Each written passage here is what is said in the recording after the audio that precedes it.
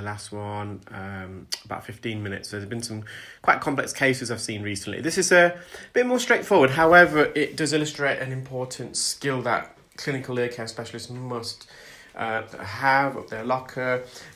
Surprisingly, not all clinical ear care specialists in the UK actually use ear hooks and Jobson horns and forceps. They solely rely on microsuction, which I find it hard to believe actually.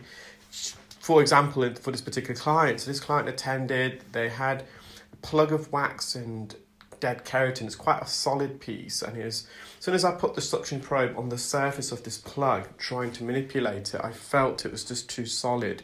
I wasn't getting a suction grip, therefore I had to resort to other instrumentation.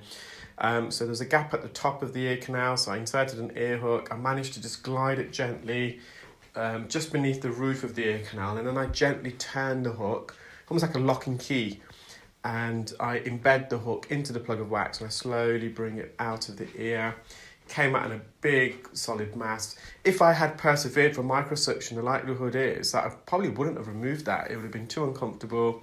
I wasn't getting a suction grip. I have to probably dose the ear several times, or even ask the patient to come back after using drops. And you can just see when you're skilled and you're able to use different instrumentation. I'm aware that some technologies used in the UK prohibit you from using other instrumentation. You just simply can't hold it and hold the device that you're looking inside the ear with. But this just shows how important it is for patient comfort, speed of the procedure. Yes, and hooks and scoops, you do have to use it in the right occasions.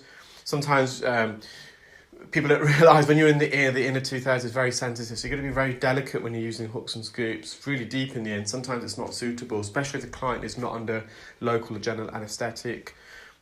So again, similarly the left side, just I place a suction probe against the surface of the plug of wax and skin. It's quite matted this side, as you can see. There was no suction grip. I would have been there for a long time and possibly wouldn't have been able to remove it using microsuction there. So I just used a hook. It was quite lateral, so that's why we're quite lucky here.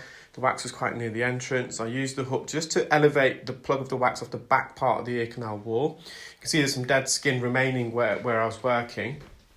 Is the skin going to really cause a problem? Not really, but it's kind of half off the canal wall, so I'm just using some forceps, just gently going to just wriggle this, just almost entice this off the back part of the ear canal, also the base of the ear canal.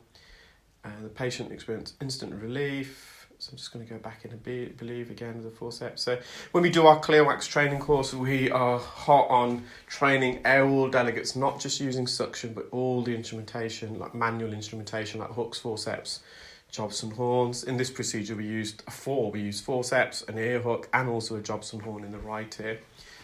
And they all complement each other very well. It's not like when you do a procedure, I'm going to select one tool and that's all I'm going to use. Sometimes you have to use them in combination, in support one of another. There's the patient's eardrums. They're both nice and healthy. I hope you enjoyed that video, guys. So, bit of a shorter one, but I think it's quite an important one for my clear wax delegates who attend the course, so they can see how to use the instrumentation as well. Hope you're all keeping well and safe. I shall speak to you all soon. Bye.